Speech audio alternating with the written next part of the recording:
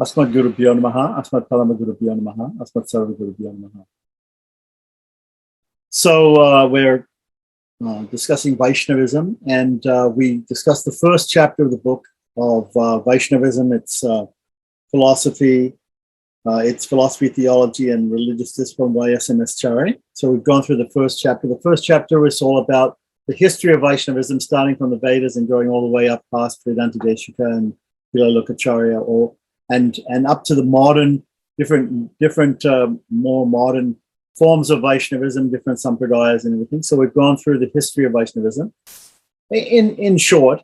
And now the second chapter is about the doctrine of the absolute reality. It starts with the doctrines of Vaishnavism, right?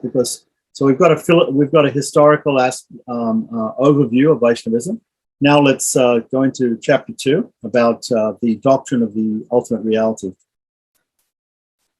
So in the previous chapter, we have outlined the historical development of Vaishnavism from the period of the Rig Veda to the present time. Apart from its being a monotheistic religion, it's not exactly totally a monotheistic religion, but it does, the Vaishnavas do believe in one supreme being. So in that sense, it's a monotheistic religion, but it's much more than an ordinary monotheistic religion like some of the Abrahamic religions, Judaism, Islam, and Christianity. So being a monotheistic religion having Vedic origin, it contains distinctive theological doctrines based on philosophical theories as enunciated in the Upanishads and the Vedanta Sutra, which provide the rational basis for the Vaishnava theology. We shall now present, in this part of the book, an exposition of the main philosophical doctrines of Vishishtadvaita Vedanta, which is the form of Vedanta preached in Sri Vaishnavism by Ramanuja school, to show how the theological concepts of Vaishnavism have their roots in the Vedanta theories. Okay, so theology is the religious construct on top of basic philosophical aspects. So first we'll talk about the philosophical aspects, and from the philosophical aspects, we can talk about the theological aspects which are superimposed on that. So the present chapter deals with the doctrine of the ultimate reality, which is the most important philosophical topic of Vedanta. The central theme of Vaishnavism is that Vishnu is the supreme deity, and the entire universe consisting of sentient souls and non-sentient matter is pervaded by him. This theory is the direct outcome of the philosophy of the ultimate reality as enunciated in the Vedanta. The scope of our study will be confined to the discussion of the important aspects of doctrine of reality, which have a direct bearing on the theory of Vishnu as the supreme being. Okay, so definition of ultimate reality. The first issue to be considered is, what is the ultimate reality? As true philosophers, the Upanishadic seers, or the rishis of the Vedas, right? The rishis of the Vedas and the Upanishads, were more concerned with finding a solution to the metaphysical problem of the ultimate reality than answering the theological question as to which of the deities, the deities which are mentioned in the Vedas, is the supreme being. The Upanishads therefore describe the reality in general terms such as Sat, meaning eternal, Atman, meaning the spiritual, the spirit, right? Brahman also meaning the spirit. Paratattva, the supreme principle, right? Parajyoti, the supreme light, in the sense of knowledge. In the famous dialogue between Varuna and Bhrigu in the Taittiriya Upanishad, which comes in the Bhriguvali, the third section of the Taittiriya Upanishad, in the Krishna Yajurveda, the former, in reply to the question of the latter regarding Brahman, so Bhrigu asks questions of Varuna, and Varuna says about Brahman, he says, that from which all beings are born, that by which when born they live, and that unto which then when departing they enter, desire to know that is Brahman. Okay, so that's a very, very famous, you'll hear a lot of people quoting that is a definition of Brahman, or the supreme principle, right? And it goes in Sanskrit, Yatova imani bhutani jayante, yena jatani jivanti, yat prayantya visham vishanti. Okay, so on the basis of this text, the author of the Vedanta Sutra, Badarayana, right, or otherwise known as Vedavyasa, defines Brahman as that from which proceeds the creation, sustenance, and dissolution of the universe. So this is the very first sutra of the Vedanta Sutra says, Janmad Yasya Yataha, that from which everything emanates. So not only that from which everything emanates, but that from which everything emanates, by which everything is maintained, and into which everything will be dissolved. Accordingly, Brahman, the ultimate reality of metaphysics, should be the primary cause of creation, sustenance, and dissolution of the universe.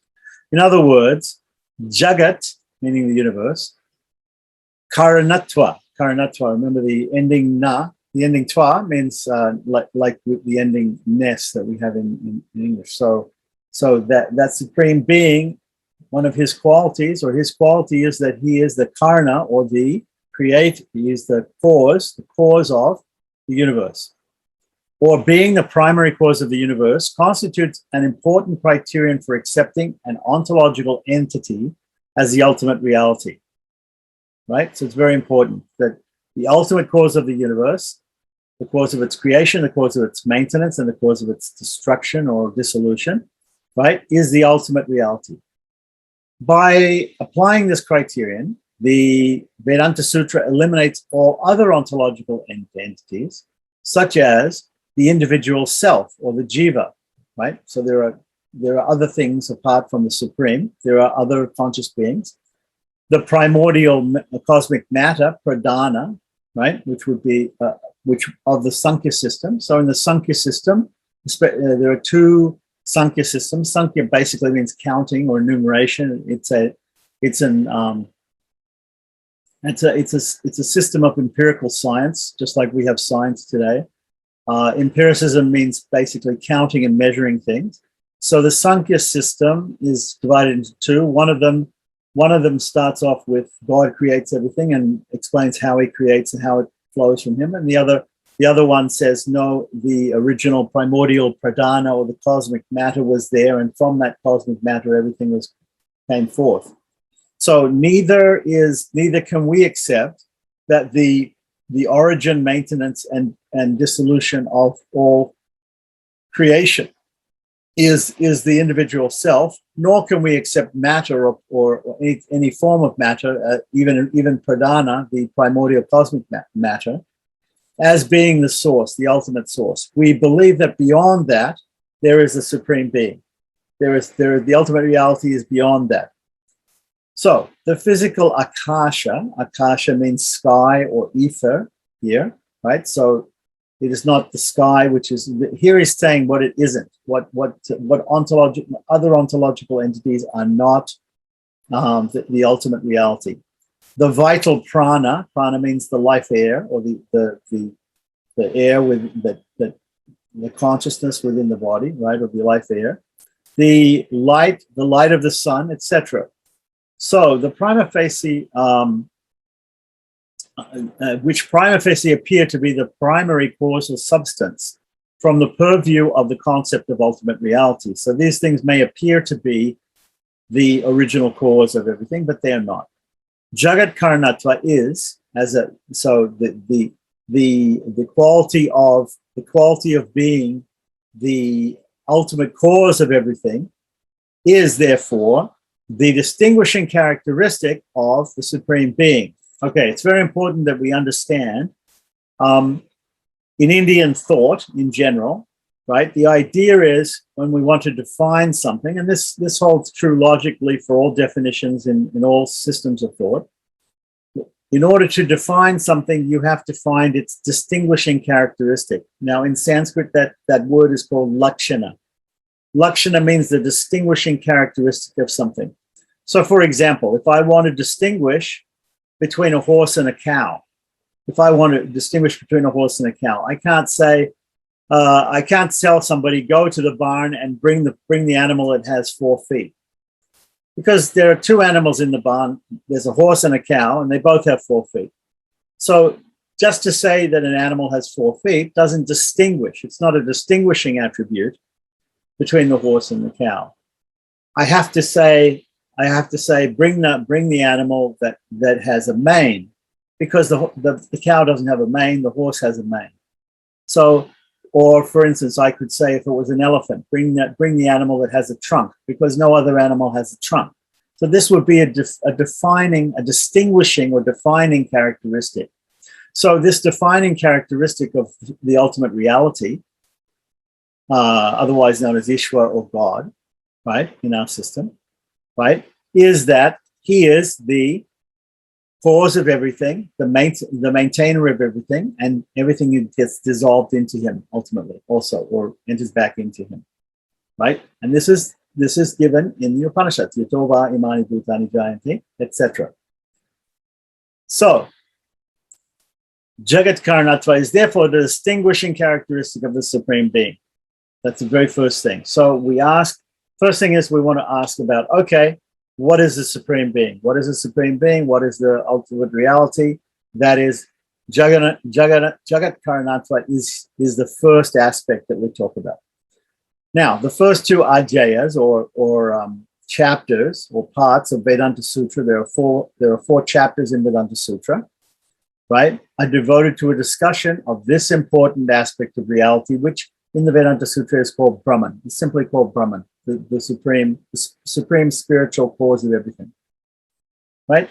Okay, so in fact, the first chapter says what Brahman is, and the second chapter says what Brahman is not, right? Just to fully define what Brahman is, we say not only what it is, but we also point out what it cannot be, right? So this is called neti in Sanskrit, not this, not this. So sometimes you see definitions of saying it's not this, it's not this, it's not this, it's not this, it is this, it is this, it is this, giving the different qualities and also negating qualities which are not there, or showing ontological entities that don't have those qualities. Okay, so now proof for the existence of reality. In the beginning of understanding philosophy, the first thing that we have to ask is, right, the first question that arises in this regard is, what is the proof of the existence of such a reality, right? We see reality all about us. We have this idea of reality, right? So what is the proof that reality exists in the way that we see it? Or how should we, in other words, how should we see the reality that we see around us? It is possible to prove the existence of Brahman or God on the basis of logical. Is it possible? This is another question. Is it possible to prove the existence of such a God or Brahman or the supreme cause, right, through logical arguments? That's a good question. According to the Nyayikas, which is the school of logic in India, and there are two groups of Nyayikas. There's the original Nyaya, and then there's the Navya Nyaya, or the new form of Nyaya. So there's two schools of Nyaya, which are not in, I don't think they're exactly in opposition, but the new school adds some more aspects to the Nyaya school. So according to the Nyayikas, it is possible to establish it by means of logic, according to them. They have adopted, among others, the cosmological argument based on the idea of causation to prove the existence of God. So because we see creation, there must be a creator, right? So every effect must have a cause, and the universe, being an effect, must have been produced by an agent or creator called Ishvara. The word Ishvara literally means supreme controller. So, and we can use it interchangeably with God. So in Sanskrit, Ishvara means God. The argument is expressed in the following syllogistic form. The physical universe, so there's a way in logic and there's a way in philosophy to describe a certain aspect of philosophy, and it should be done in a very precise manner in order to actually understand it correctly. So here is the syllogistic form. The universe, the physical universe, must have been caused by an agent because it is an effect just as a pot, just like a pot. Now, the pot that they're talking about here is a clay pot, which is created by a potter, a person who makes the pot, shapes the pot out of clay, right? So in this case, there are different causes for the pot. The pot itself, the shape of the pot is made by the potter, so he's called the efficient cause. But the material out of which the pot is made is clay, and that is called the material cause. This is in Sanskrit called the Nimitta Karna and the Upadana Karna. Karna means cause. So the Upadana Karna and the Nimitta Karna and the Upadana Karna. Okay, so the Vedantins reject the purely logical argument because Vedantins, they reject what the Nyayikas say. The Nyayikas say, look, it's logical to accept this, but the Vedantins reject the purely logical argument because it cannot conclusively establish the existence of a supreme being as conceived in the Upanishads. Besides, it suffers from logical fallacies. So there are some problems with this argument. All that can be proved by means of syllogistic argument or logical argument is that a super individual possessing unlimited capacities and knowledge is the creator of the universe, such as Chaturmukha Brahma, the four-headed Brahma, who is understood to be the secondary creator of the universe, or the manipulator or engineer of the universe. A Vedic deity of lower order entrusted with the specific act of creation, and therefore not an omniscient, all-knowing, omnipresent, all-pervading, and omnipotent, all-powerful, right? Ishvara, or controller, as distinct from the jiva, from the individual soul. Hence, the author of Vedanta Sutra asserts that revealed scripture, or Shastra, alone is a supreme authority for our belief in the existence of God. Okay, so there's in fact Atato Brahma Jigyasa Janmadyasya Yataha, and there's another sutra called Shastra Yonitvat. So Shastra Yonitvat means that we can only fully understand, come to understand or accept through the Shastra, through authoritative statements. So authoritative statements, we'll talk about that at a little bit later date, but basically we take the Vedas to be what we call Swata Pramana, or self-proved authoritative statements. So by the words of the Upanishads, which are the philosophical part of the Vedas, we can understand the existence of God. But the Vedantins say it's actually, although you can make some nice arguments, logical arguments, ultimately logic doesn't do it. Can't completely explain it. So the justification for this claim is that neither perception nor logical argument, which are two other ways of knowing knowledge, that we have to adopt an epistemological method or a way to know proper knowledge. There are certain means to know proper knowledge, and normally they're talked about at least three means to know proper knowledge. First is sense perception, seeing, hearing, smelling, tasting, touching, right? And the second one is logical inference, which is inferential knowledge, which is logically deducing that something is there, even though we can't directly see it, smell it, taste it, touch it, or hear it. So the justification for this claim is that neither perception, sense perception, nor logical argument can arrive at an unquestionable final conclusion in respect to the matters of that which are supernormal or transcendental, which are non-material, right?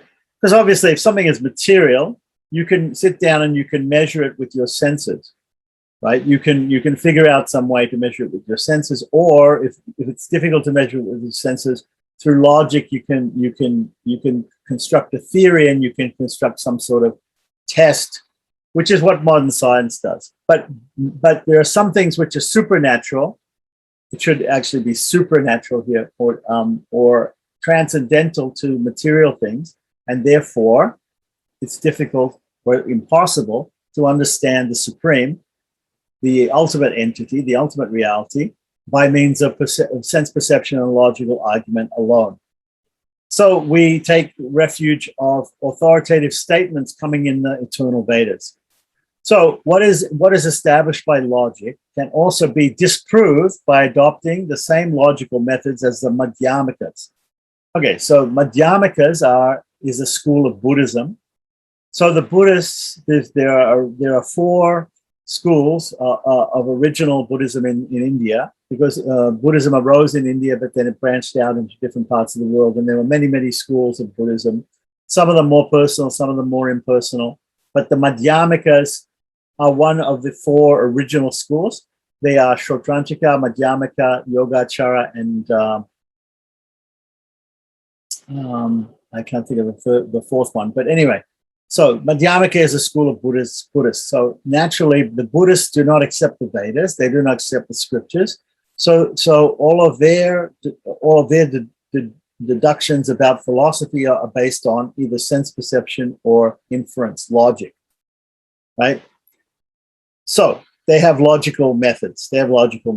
So, but what he's saying here is that the Buddhist logical methods do not allow us to fully understand the existence of God, right? So what is established by logic can also be disproved by adopting the same logical method as the Madhyamikas have done on the question of the existence of God.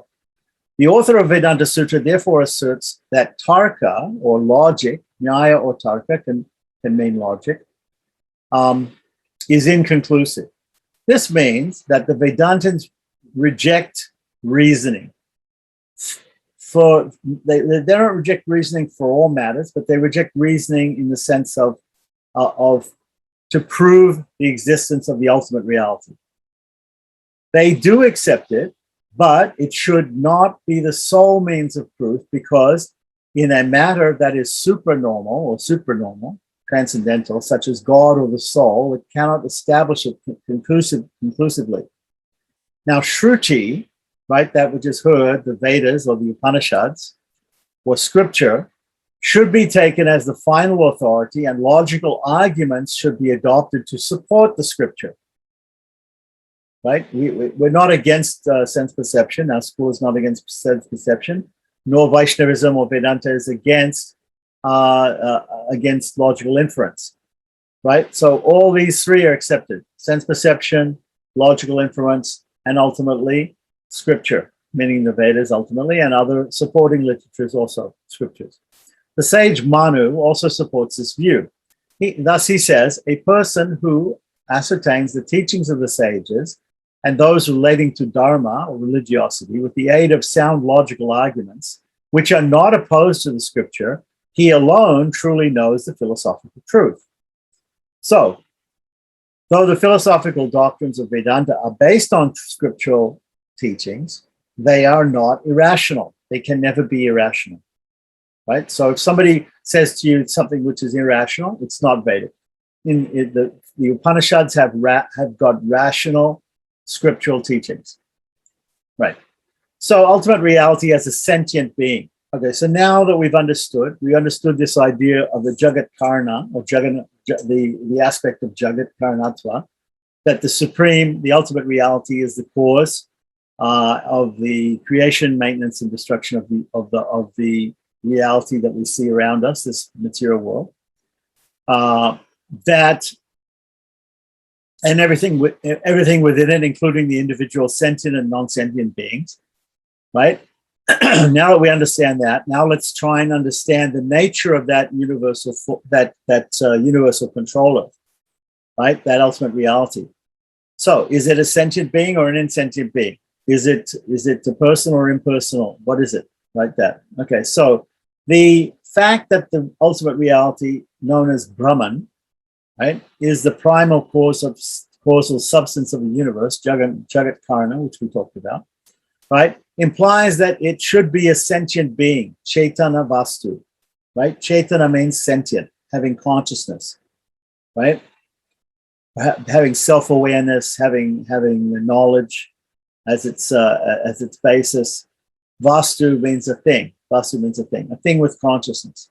So endowed with omniscience and omnipotence. So naturally, the supreme being, the supreme reality's consciousness, is omniscient, right? Meaning it knows everything. It not only knows some things, but it knows everything. And omnipotent, right? It is all-powerful. As otherwise, the creation of an orderly universe would be logically inconceivable. Who could create a whole universe? Only the all-powerful, all-knowing God.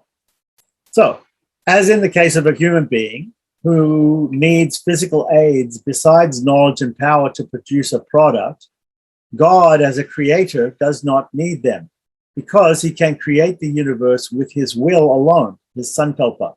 Sankalpa means will or vow. It can mean vow also, but it means will. So God's will is known as a satya sankalpa, means a true will, because it never fails.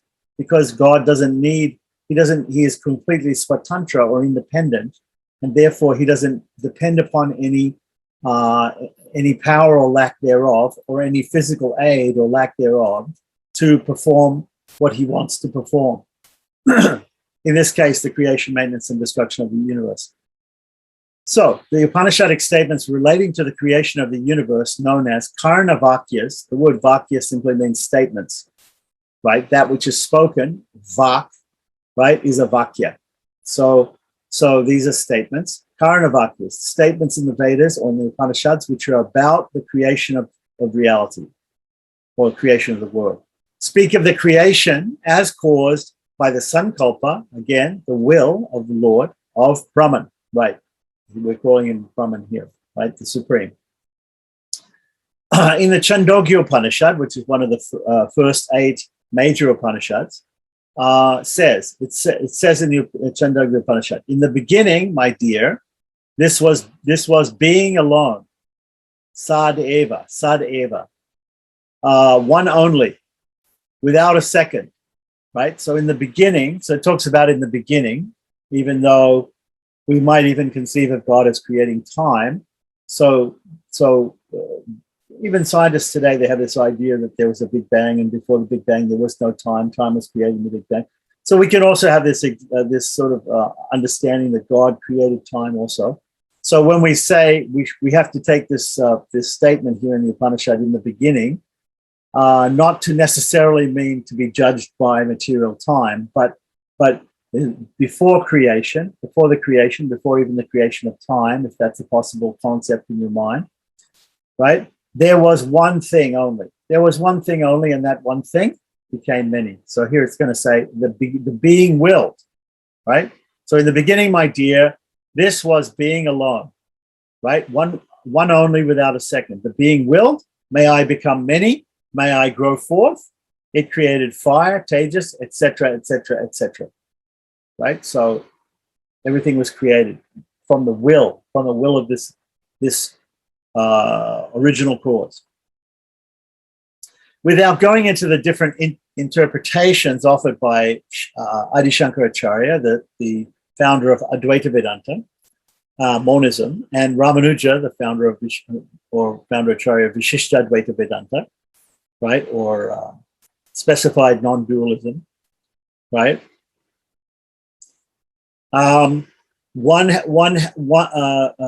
this text, in accordance with their ontological positions, we should take note of the fact that the Sat, or the eternal, right, or God, remember we were using this word Sat in the Upanishads sometimes for Ishvara, for Brahman, right, which is understood by all Vedantins as Brahman, causes the universe by will, or sankalpa.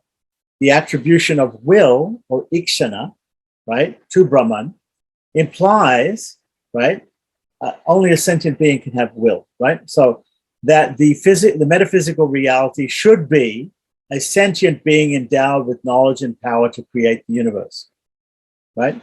That's a logical implication, right? So Ramanuja therefore asserts that Brahman is Purushottama. Purusha means a person, right?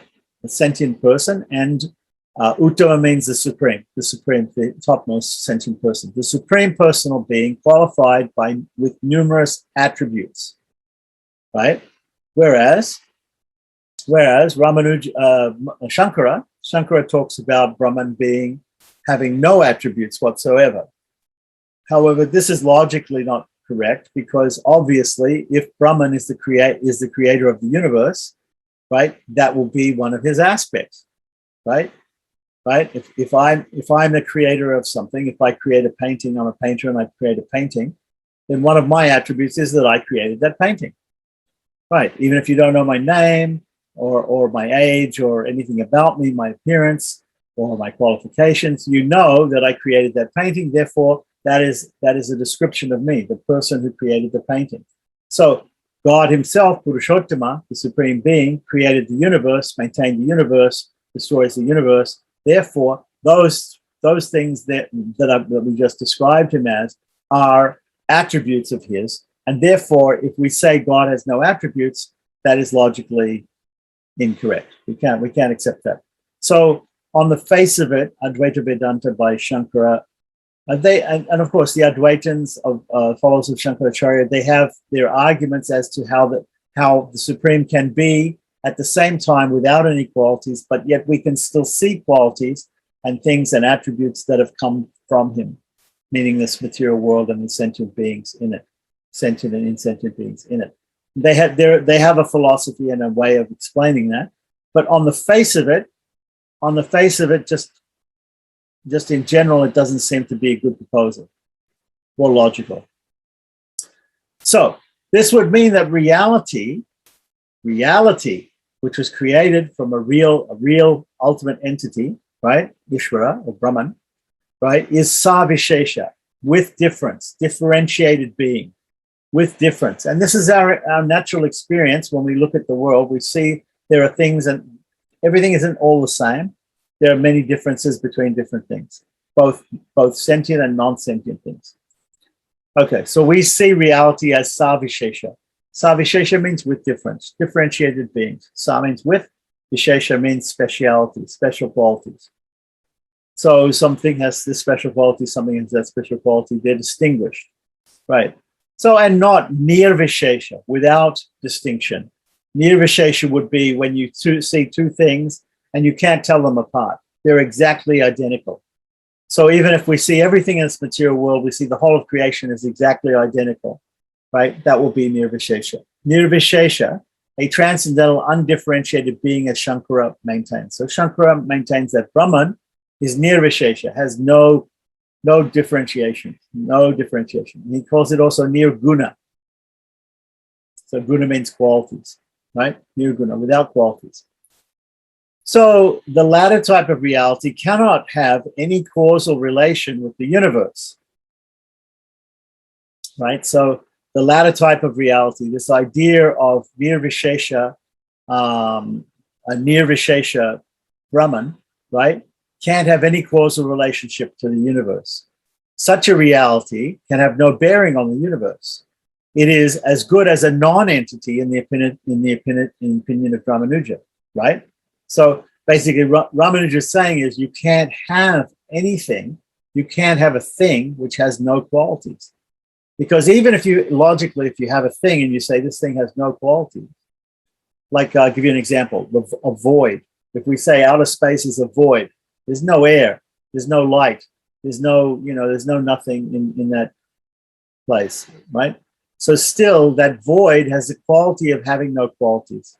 So even logically, we can't come up with a void. We can't conceive of an entity. We can't conceive of an entity, right? An ontological entity that has no qualities whatsoever, absolutely no qualities whatsoever. We can't. Logically, it's an impossibility. So this is one very big fallacy of Advaita Vedanta, because Advaita tends to say to you that ultimately Brahman is a void, has no reality. Has no different, it's an undifferentiated spiritual being, right? Has no attributes, right? So the Advaitin gets over these difficulties by postulating the theory of Saguna Brahman, right? Of God or Brahman, the supreme with qualities, and Brahman as endowed with the attributes of knowledge, power, etc., similar to the Brahman accepted by Ramanuja, by adopting the doctrine of Maya. The word of Maya, Ma means not and Ya means that. So Maya means illusion, that which is not, right, in Sanskrit. So the Advaitins, the followers of Shankaracharya, the monists, they have this idea of Maya, and they say that yes, we see that there is a type of God that has qualities, but we feel that the ultimate has no qualities whatsoever, and that only because of superimposition of some illusion on, or some ignorance over reality, makes us think that there is difference when in everything that we see around us or in the supreme entity. But actually, the ultimate supreme entity has no differentiation in it, right? And they say that therefore there are, according to them, there are two levels of reality. There's what they call the Vyavaharika level, the ordinary level that we see, right? And then once we transcend that reality, once we come to understand the actual truth of everything, then we don't see that reality anymore. We see what's called the Paramartika level. So an example of this idea, an analogy given to express this, to speak about this, would be seeing the curvature of the earth from a plane. So let's say we're down at sea level, and we see the mountains, we see the plains, we see the ocean, and everything looks flat. Everything looks flat. So we come to, if we're Stone Age people or something, we come to the conclusion that the world is flat. But actually, if we go up in a spaceship, or if we go up in a plane or something like that, we see the curvature of the earth, and we see the earth is actually real. So from a higher level, the earth is real. From a very low level, it looks flat, like that. So this is an example of how reality can change when our perspective changes. So if we have a more spiritual perspective or a deeper understanding of philosophy, we become liberated and not bound to be covered by illusion or Maya or ignorance, right? Then we see things as they are, and we see it all as undifferentiated Brahman, or a impersonal Brahman, without any qualities or attributes, right? Whereas what we see now is all these attributes and qualities that we see in everything right now, that is a product of the illusion. This is right. So he says here, this is they do that by adopting the doctrine of Maya, an inexplicable cosmic principle causing illusory manifestation. But this theory, when subjected to logical scrutiny, would become untenable. So let's just think about it, right? So how does it become logically untenable that Maya is covering the impersonal, undifferentiated Brahman, and creating all these differences of Saguna Brahman with all these different qualities and attributes? How is it possible? First of all, we have to ask, what is Maya? Is Maya real or is Maya not real? Right? Because the Advaitins say that only the undifferentiated Brahman is real. Well, that would mean, and then they say that Maya acts upon that undifferentiated Brahman and makes it into Saguna Brahman, makes it look like it's differentiated. So if that's true, then where did this Maya come from? Because if there's only one thing ultimately, then Maya is a second thing. So if you say that Maya is real, then you have two things. Then you don't have one thing, right? You have undifferentiated Brahman and you have Maya, and you have to make a distinction between them, and therefore they're distinguished. They're both distinguishable, because Brahman is not Maya and Maya is not Brahman, right? So therefore your whole system of philosophy collapses, because your basis of your philosophy was that there's only one undifferentiated Brahman. Okay, similarly, if you say Maya is unreal, it's not real. But that's if you say Maya is a real separate entity from Brahman. If you say Maya is not real, it's not really real, then it can't have an effect on Brahman. Because illusion cannot affect Brahman unless it's a real thing. If illusion is not real, then how can it affect anything, right? If I say to you, there's a something which is not real, a flower in the sky, it's not real. How can it affect you? It can't. So anything that's not real cannot have an effect on Brahman. So the question to be asked logically is, when you introduce the idea of Maya being the cause of differentiation in Brahman, is to say whether is Maya real or unreal. So the answer given by the Advaitins is it's neither real nor unreal. So then you get into a logical problem, because you have now in your philosophy, you now have an entity which is both real and non-real. has two completely contradictory aspects to it, and therefore, logically, it's impossible to exist. So then you tell them that that's impossible to have a thing which is neither real nor unreal. Then they say, well, the real point is that right now you can't understand it. It cannot be described by words. You cannot conceive of it in your mind. As soon as people start telling you this type of philosophy, you have to say that's nonsense. Okay, maybe we cannot fully understand the Supreme, but at least we can have some basic idea of what the ultimate reality was, just like we have been talking here as the cause and the maintenance and the dissolution of the universe. Okay, and that he's omnipotent and omnipresent, and that logically should be sentient, like that. That all makes sense logically, like that. We don't understand fully, but we do understand something, like that. But what the Advaitins are saying was you can't actually understand it at all. And once they say that, they have to pack up their philosophical books and leave, because they've defeated themselves at this point. So when we look at this, their ideas under logical scrutiny, they become untenable arguments. Now, continuing on, Brahman is a supreme person. So we just talked about Brahman. So what did we just established what the first step in understanding what the ultimate reality is to understand it by its qualities, and then to logically infer that it's a sentient being. And now we're going to talk about Brahman as that sentient being, as that Purushottama, as that ultimate person. So Brahman is a supreme person.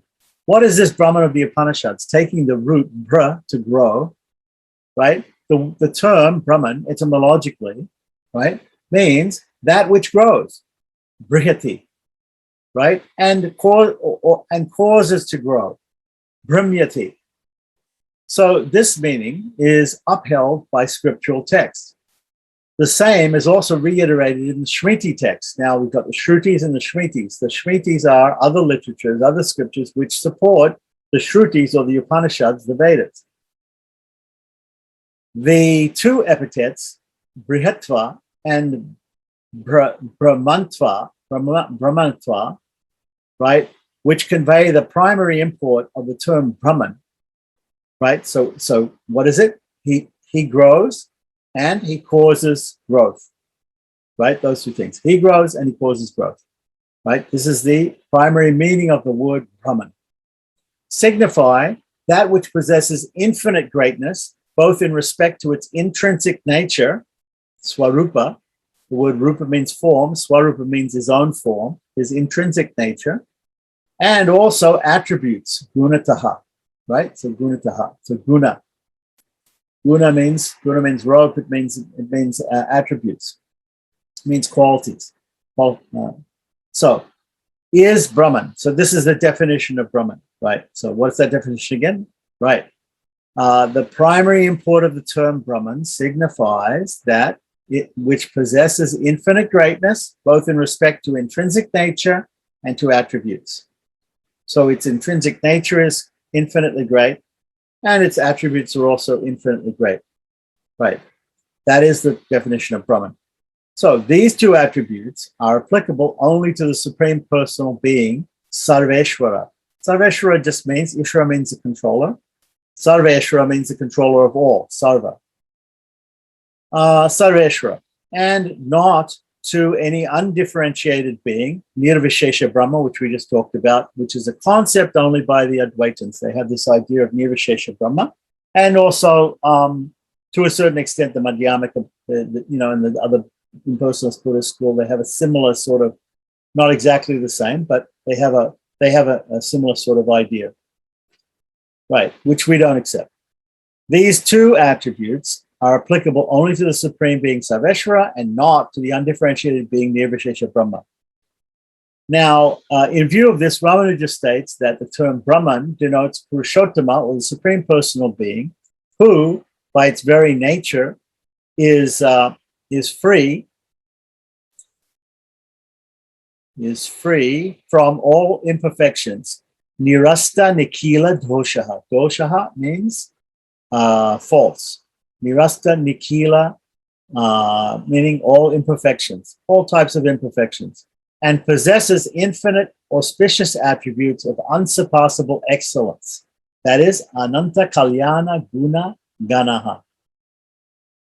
Okay, the concept of Purushottama, as qualified by the two specific attributes, distinguishes Brahman from every other being, such as Chaturmukha Brahma and Rudra, meaning four-headed Brahma and Shiva, Rudra, the individual souls, including those which are eternally free, known by Ramanuja as the Nityas, right?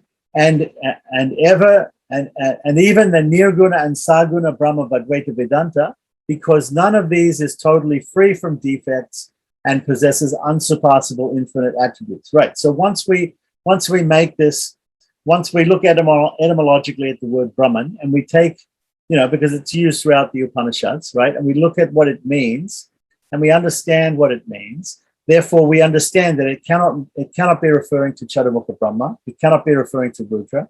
It cannot be referring to the individual souls, right? Even the ones that are eternally free from ignorance, right? It cannot be even, and it certainly cannot be accepted as being the Nirguna or Saguna Brahman of Advaita Vedanta, because none of these are free from these defects, which we mentioned, and possess unsurpassable infinite attributes, right?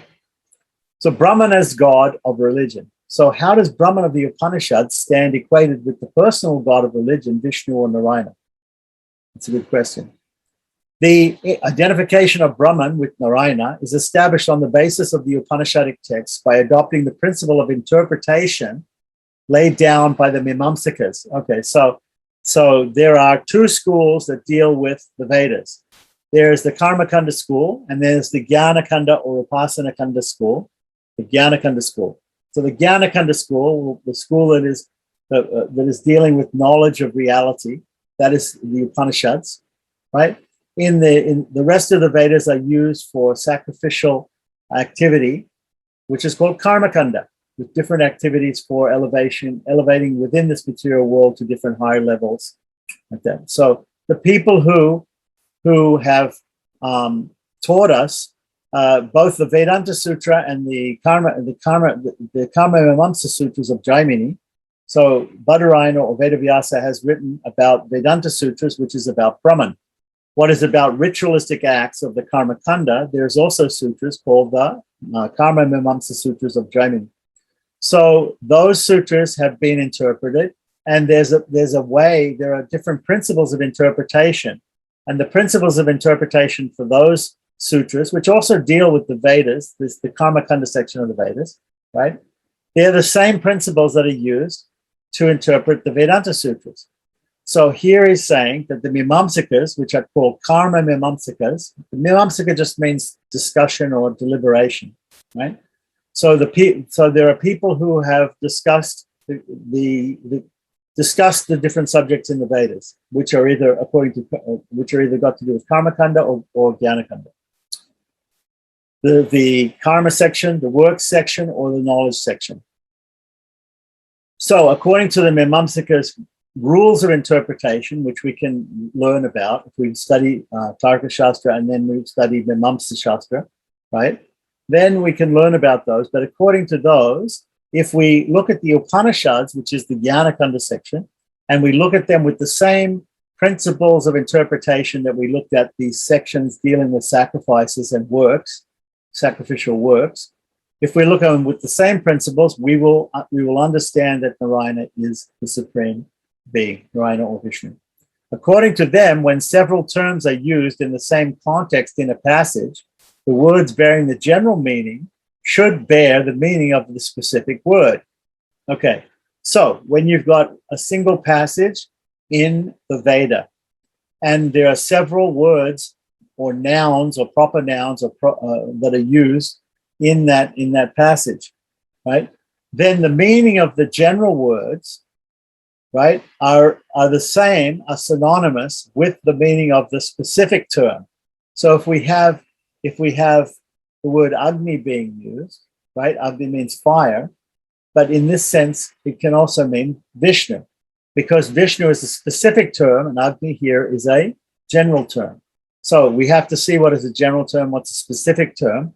But anyway, the important principle to understand here is that there are some general terms mentioned in the Vedas, and then there are specific terms. And if you have a passage where there's a specific term mentioned, then these other general terms mean the specific term, right? They're equivalent to the specific term. So this is a principle of Mimamsaka, right? Of the Mimamsakas, the Karmakandis. According to them, when several terms are used in the same context in a passage, the words bearing the general meaning should bear the meaning of the specific word. Thus, for instance, I'll give you an example. One Vedic text enjoins that the sacrifice is to be performed by using pashu. Pashu means an animal, which means a general term for any kind of animal. So the word pashu just means animal, okay? But then there's another Vedic statement in this context, which enjoins that the sacrifice is to be done by using a specific animal, that is chaga, which means goat, right? So you have two quotes here. One says use pashu. Pashu means an animal, any animal. So then you read on and you read the next section, and the next section says you should use chaga, which means a goat. So that means that the general term pashu in the first sentence, right, meant goat, right? So in another Vedic statement in the same context, so pashu, the general term, is thus taken to mean chaga or goat. This is an example of this idea, this principle. General terms mean the specific. If they're mentioned in the same context, the same logic is adopted in the matter of determining the meaning of such terms such as Sat, Brahman, Atma, Atman, and Narayana. Right? All these four terms are used in Upanishadic passages in the same context of explaining the causation of the universe by Brahman at the time of creation. So you're reading about creation, you're reading about who does the creation, you know that the entity, the ontological entity that ultimately creates the reality, the material world, is Brahman, or is Ishvara, or is Purushottama, right? So how do you know that that's Narayana? Because in some places it says it's Narayana, in other places it uses the word Atman, meaning Paramatman, right? In other places it says Brahman, in other places it says Sat. Brahman means the spirit, Sat means the eternal, right? So these are general terms, Sat, Brahman, and Atman, which come to mean, which are synonymous with Narayana, because they're used in the same context of creating the universe, creating the reality. So, thus states the Chandogya Upanishad, quote, this was in the beginning Sat only. Then the Aitreya Upanishad says, all this was Atman only in the beginning, meaning Paramatman. Right? Because Atman can mean Jivatman or Paramatman, can mean the supreme, or it can mean the individual soul. So here it means, the word Atman means Paramatman, right? The Brihadaranyaka Upanishad points out, all this was Brahman, only in the beginning. So we have three statements in the Upanishads. So what is it? Are there three different creators? Are there three different ultimate realities or ultimate sources of the universe? No. There's one ultimate reality or source of the universe, and that is differently called in Chandogya, Aitreya, and Brihadaranyaka Upanishad as Sat, Atman, and Brahman, right? And in another place it's called Narayana. The three different terms, Sat, Atman, and Brahman, are used since several entities cannot be the cause of the universe, right? Again, logic. Logic means that if we read in every Upanishad says something different, but the Upanishads as a whole are telling us all the same thing. So therefore, we have to understand that if the Upanishads are telling us the same thing, that these three names that are used in different Upanishads as the creator of the reality mean the same thing, mean the same person. Sat, Brahman, and Atma, they mean the same thing. So the word Sat is too general a term. So among these, which one is to be the cause? Because there can only be one cause, right? Several entities cannot be the cause of the universe. It's obvious that only one particular entity can be the sole cause of the universe. Among these, which one could be the cause? The word Sat is too general a term and may mean anything that exists. The term Atman is a little bit more specific, but may also mean both the Jivatman and the Paramatman, as I said, right? The individual soul or the supreme soul. The word Brahman is relatively even more specific, but it is applicable to more than one entity, right? Because Brahman can be Ishvara, right? Brahman, the spirit, right? Spirit can be ultimately everything spiritual. So the Ishvara can be Brahman, Chit can be Brahman, the souls can be Brahman, Achit or matter can also be Brahman, right? So all these three. So what he's saying here can be applicable to more than one entity, such as the Jiva or Prakriti, the soul, the individual soul or material nature. They can all be called Brahman. So another Upanishadic passage, speaking of the creation of the universe, mentions Narayana as the cause of the universe. Narayana is a specific term. So these other non-specific terms are synonymous with the specific term. That's the point. Thus, the Mahopanishad says, only Narayana existed in the beginning. The word Narayana is used in this passage in place of terms like Sat, Atman, and Brahman, mentioned in the other passages as the cause of the universe. According to the grammatical formula formulated by Panini, who is the greatest grammarian of Sanskrit grammar, the term Narayana is treated as a specific term, a specific proper name that is called a Sangya Pada, right? And he quotes here, if you want to go to the footnote, you can find the Paninian formula that says that. Whereas these other terms are not. These other terms, Brahman, Atman, and Sat, are general terms and is applicable to one specific being only, but not to any other entity as other general terms do. Ramanuja therefore concludes, on the basis of the principle of interpretation explained above, that Brahman, the cause of the universe, is the same as Narayana. Right? So we can investigate all these footnotes and all of the logic and all of the quotation from Panini and from different sources, authoritative sources, right, can show how we can deduce this doctrine, this idea. Further, than the Taittiriya Narayana Upanishad, which is part of the Taittiriya Aranyaka, which we all know, emphatically asserts that Narayana is Parabrahma, right, the supreme spirit, is Paratattva, the supreme principle, is Paramatma, the supreme soul. The Subala Upanishad describes Narayana as Antaratma, right, the inner controller of all beings in the universe, right? Only that which creates the universe becomes the Antaryamin, the indweller, right, as is evident from the Upanishadic statement, which says that after creating the universe, after creating it, the same Brahman entered into it. Narayana is not a mere name of the god of a particular cult. It is the term which connotes all the essential characteristics of the concept of an ultimate reality of philosophy. According to the etymological meaning of the word Narayana, the word Narayana is one who is the ground of the entire universe, made up of Chit, individual sentient beings, and Achit, individual matter, insentient beings. Nara means the universe of sentient and non-sentient beings. Ayana, so Nara Ayana. Narayana is a compound of Nara and Ayana. Nara means, right, sentient beings and non-sentient beings.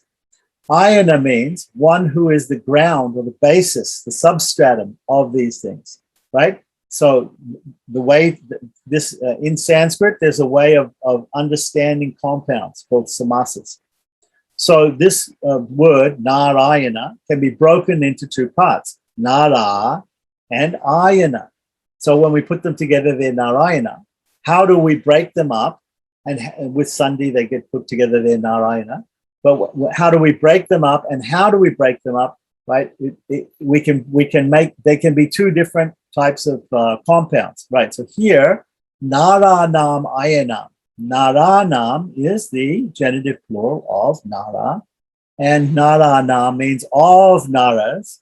Ayanam, the ground, the substratum, the basis of all beings, both conscious and inert, both sentient and insentient beings. The basis for all sentient and insentient beings. So that's one word. That's one way to break the word Narayana up. And another way to break it up, it also means the one who is immanent in, because remember in the Upanishad, in the Taittiriya Aranyaka here, it said he entered into. after he created the universe and the souls and the matter, entered into those as well and pervaded them from the inside, but and also from the outside. So the way to say that, the way to analyze the compound Narayana according to that is Naraha Ayanam Yasya Saha. That one who is Yasya Saha, right? Who is immanent in all of those. Right. So these are two different ways of analyzing the compound word Narayana. So it's very specific what Narayana means.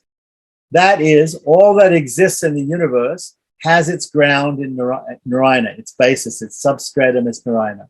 As the terms Vishnu and Vasudeva bear the same etymological meaning as that of Narayana, Brahman is also equated with these two names, and therefore Vishnu and Narayana and Vasudeva are all considered synonymous proper nouns or proper names, right? They're specific words. They're specific words unlike Sat, Brahman, Atma, etc., right? Which are general terms. These are specific terms, but they're all synonymous. They're all equal. So Narayana, Vishnu, and Vasudeva. They bear the same etymological meaning as that of Narayana, right? Vishnu means to enter into everything, to pervade everything from the inside. Vasudeva means to pervade everything from the outside. So, and Narayana means both inside and outside. So, they bear the same etymological meanings as that of Narayana. Brahman is also equated with these two names. This matter will be further discussed in a later chapter. So the important point to be noted in this context is that the ultimate reality of metaphysics will have to be conceived as a supreme personal being, Purushottama. Right?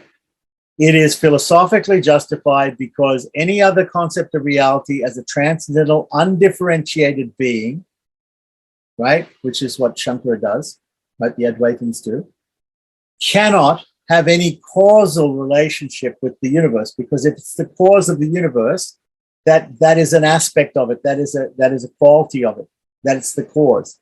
It can't be the cause if it's undifferentiated, if it has no qualities, because being the cause is a quality, is an aspect to it. If it has no aspect, it can't create the universe, right? And also, the idea of the Advaitins is there really is no universe, because they say Brahma Satyam. They believe that Brahman is true. Unlike the Buddhists say everything is void, right? They're Sunyavadis. Sunya means zero, so they believe in nothingness. But the Advaitins, the followers of Shankara, the Mayavadis, they believe that there is one true thing, and that is Brahman, which is undifferentiated spiritualness. But it has no qualities. Therefore, this world is false. They say Brahma Satyam, Brahma is truth. Jagat Mithya, Jagat, this world is false. This world of souls and of sentient and insentient beings, souls and matter, is false, completely false, according to them. So, but we can't accept that, right? Because we see that it exists, and therefore it is an attribute of the Supreme who created it. The ultimate reality created it, maintains it, and destroys it. Right? And therefore, because that's a knowable fact, right, that we understand, logically, therefore, that entity, that ontological entity that created, maintained, and destroys everything, that personality has to be a person and not an undifferentiated Brahman. The impersonal Brahman. The acceptance of such a theory bridges the gulf between religion and philosophy, because the personal God of a religion is not and cannot be basically distinct from the ultimate reality of philosophy. So I think pretty much that's a good place to leave it for today. There's a few concepts about ultimate reality that we've covered.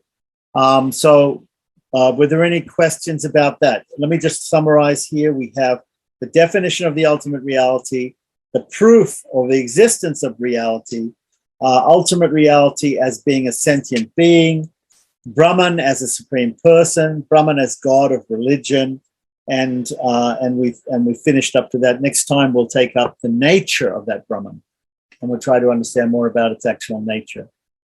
ॐ नमो नारायणाय। ॐ